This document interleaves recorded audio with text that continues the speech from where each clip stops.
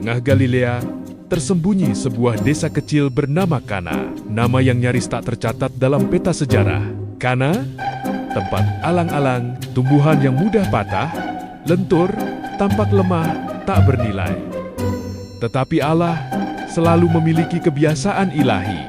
Ia memulai karya kekalnya dari tempat yang dianggap rapuh oleh manusia. Di Kana, sejarah keselamatan mulai berdenyut. Pernikahan Yahudi bukan sekadar perayaan, ia adalah peristiwa sakral, pertemuan antara janji manusia dan berkat Allah. Selama berhari-hari, rumah dipenuhi tawa, musik mengalun, anggur mengalir. Anggur adalah lambang sukacita, lambang perkenanan Allah, lambang hidup yang diberkati, dan tak seorang pun di pesta itu tahu bahwa anggur hampir habis. Yesus datang ke pesta itu bukan sebagai tamu kehormatan, ia datang sebagai sahabat, sebagai undangan biasa. Ia duduk, ia makan, ia mendengar tawa. Inilah Injil yang sering kita lupakan. Tuhan tidak menjauh dari kehidupan manusia. Ia hadir bukan hanya di rumah ibadat, tetapi juga di meja makan.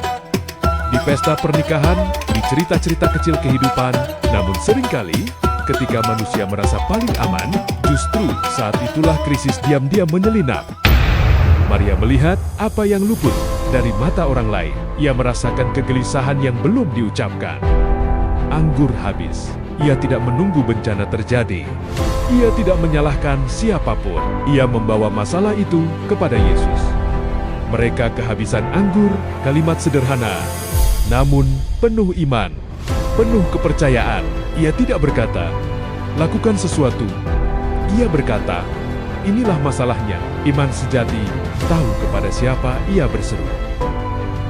Yesus menjawab dengan tenang, saatku belum tiba. Bukan penolakan, bukan penyangkalan, melainkan pengungkapan misteri waktu Allah. Allah tidak bekerja tergesa-gesa, ia tidak tunduk pada kepanikan manusia. Namun iman Maria tidak goyah. Ia mengenal hati anaknya. Ia tahu ketika saat itu tiba, tak ada yang dapat menghentikan kehendak Tuhan. Maria berkata kepada para pelayan, apa yang dikatakannya kepadamu, buatlah itu. Kalimat ini bukan hanya untuk mereka, ini untuk setiap generasi, untuk setiap orang percaya.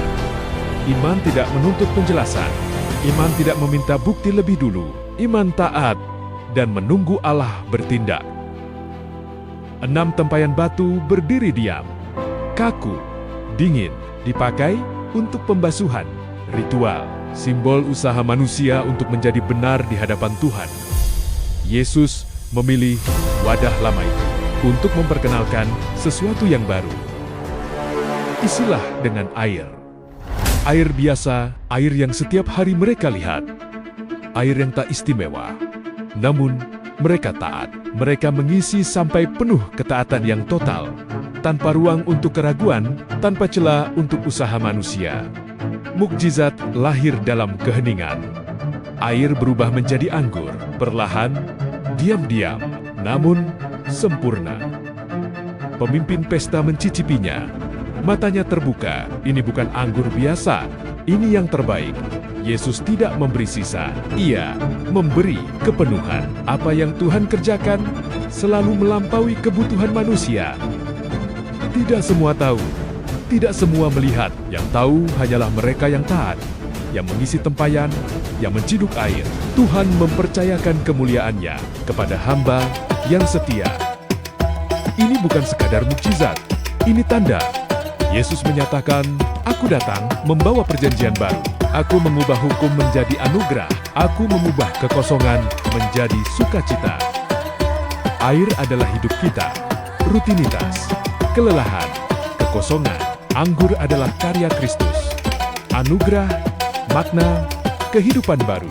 Yesus tidak menolak air kita, ia mengubahnya.